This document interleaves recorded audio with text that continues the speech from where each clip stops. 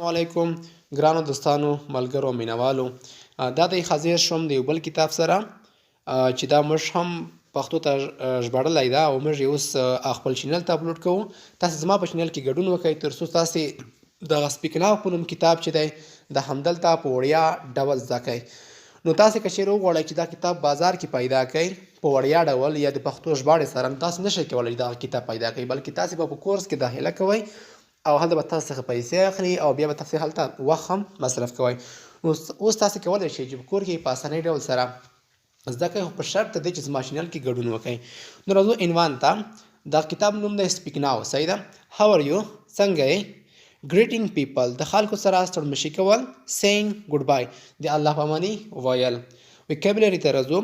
write your first name وایي تاسې خپل لومړی نوم ولیکئ، middle name منځنی نوم ولیکئ and last name او وروستی نوم ولیکئ in the chart below په لاندې جدول یا لاندې جدول کې. for example first نوم مې نسیم، second middle name is خان او last name is تاسې خپله ورکئ چې کوم یو تاسو ته خوند درکوي.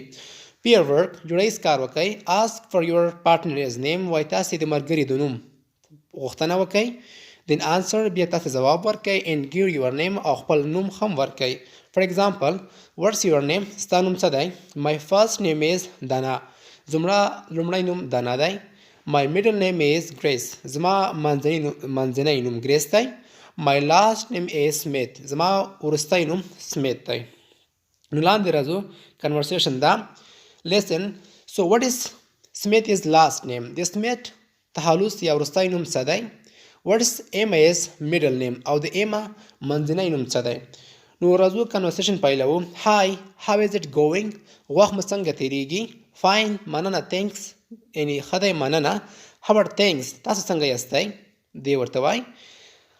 pretty good ښه خورا ښه یم. my name is steve hill، زما نوم steve hill دی. what's your name؟ ستا نوم څه دی؟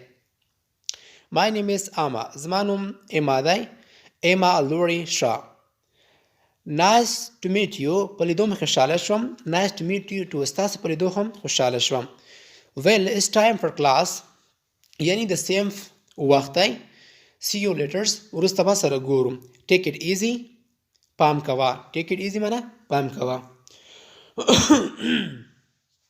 نو peer work د بیا راځو. practice the conversation وایي تاسې د خبرې تمرین کوئ. exchange the blue and green words وایي تاسې تبدیل کوئ د آسماني او شنه کلمات above د پاسه with the words د ښه کلماتو سره چې لاندې دي below لاندې دي and practice it again او بیا تمرین وکړئ. for example steve ورته وایي how are you؟ څنګه یې؟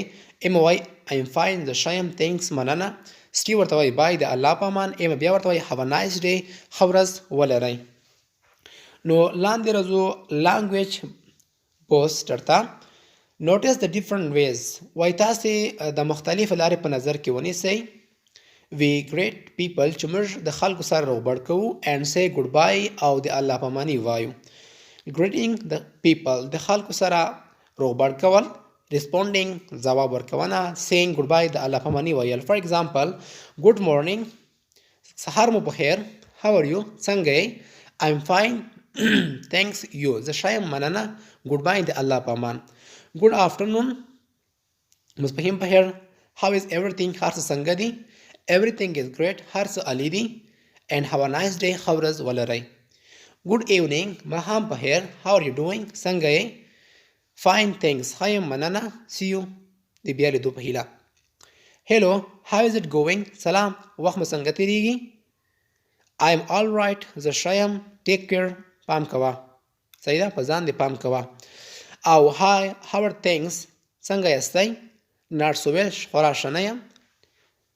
see you د بیا لیدو په هیله. نو لاندې راځو. take turn greeting each other وایي تاسې په خپل وار سره یو بل ته روغبړ وکئ and saying goodbye او د الله پاماني ووایئ. example good morning سهار بخیر. young younger.